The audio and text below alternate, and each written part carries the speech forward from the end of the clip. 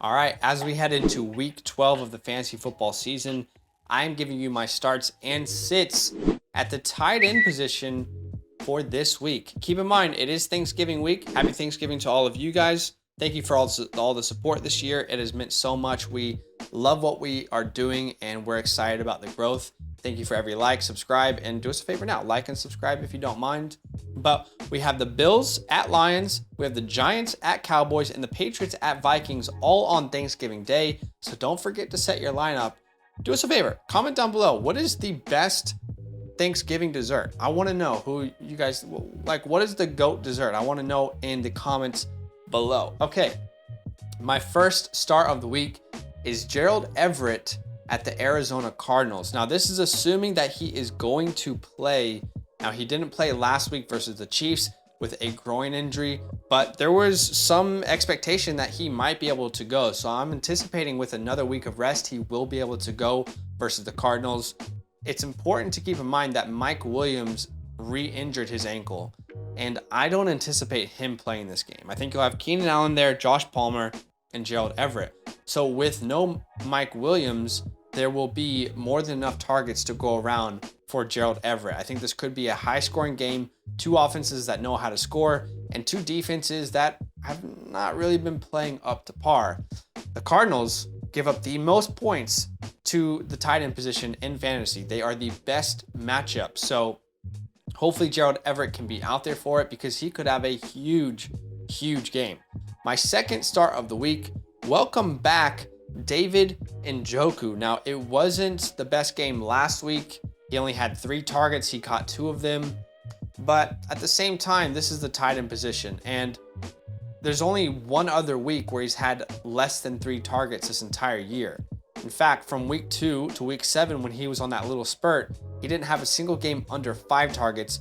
In most games, he hit 6 to 7, and in one game, he actually hit 10. So he's been really involved for this Cleveland Browns team. He has a good rapport with their current quarterback, Jacoby Brissett, which will change soon. I'm excited to see what David Njoku can do under Deshaun Watson. But this is a very good matchup for them. The Tampa Bay Bucks currently give up the 6th most fantasy points to the tight end position. And right now, the Bucks are allowing people to score on them through their tight ends. That's just how people have been beating them. So David Njoku should have a great bounce back week here in week 2 versus the Bucks, who will be able to score on the Browns defense. We know that they will be able to score on the Browns defense, and Njoku is going to be a big part of that comeback effort. All right, my third start of the week.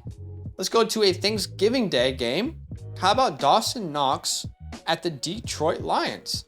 The Detroit Lions currently give up the 4th most points to the tight end position. Knox has been really up and down this entire year. But last week, he got 2 weeks ago, he got 6 targets. Last week, he had 7 targets. He caught 7, all of them, for 70 yards. So he's still pretty involved in a very good offense. I like the matchup. I think this offensive coordinator is more than capable of realizing the Lions' weakness and trying to exploit it here with Dawson Knox. And by the way, since week 6, he has yet to play under 81% of the snaps. So he's still heavily involved on this team. And I think we're going to see some positive touchdown regression his way for the second half of the year.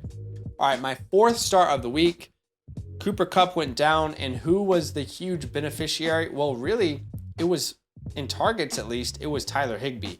Let's start Tyler Higbee at the Kansas City Chiefs. The Chiefs currently give up the 7th most points to the fantasy tight end position. He had 8 targets last week with no Cooper Kupp. He caught 4 of them for 45 yards. Couldn't get into the end zone, but you can exploit the Chiefs through the tight end position. That's why so many people were disappointed that we had no Gerald Everett last week. What could he have done versus those Chiefs? But Tyler Higbee has been heavily targeted all year. We don't know if it's going to be Stafford or not, but he has that rapport with both quarterbacks, and he's a heavily targeted tight end. That's all you can really ask for, is a tight end who's going to get plenty of targets. We don't know if they're going to convert on them, but we know he's going to at least be involved. All right, let me quickly give you a couple sits of the week. How about Taysom Hill? The ultimate wild card, I know, but Juwan Johnson has actually been the much better start pretty much since week 7. Since week 7, Juwan Johnson has 20 fantasy points in 1 week, a 12-point performance, a 15-point performance, and then last week another 13-point performance. Since week 7, there's only one game he hasn't scored a single touchdown. So Juwan Johnson is kind of taking over this tight end role for the Saints, and there's a lot of tight ends involved there. Taysom Hill being one of them.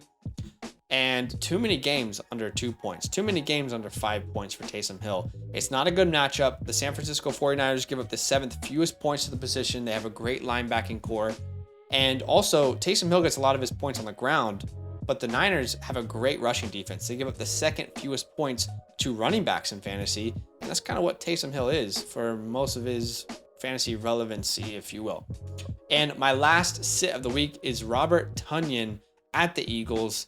I know we keep, well, not us, but a lot of people keep trying to force this narrative. He has to be targeted. Who else is there?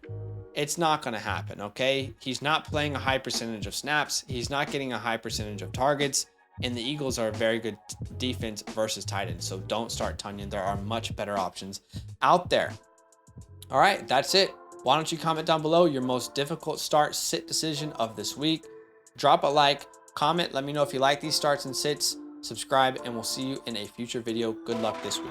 Yo, what's good? Thanks for watching. We got a lot more videos. A lot more. If you want more videos. Watch it. You can also subscribe. Right now. If you want to. You need to. And lastly, don't forget that you can sign up to support the show and get exclusive content by going to patreon.com/FantasyLand fam.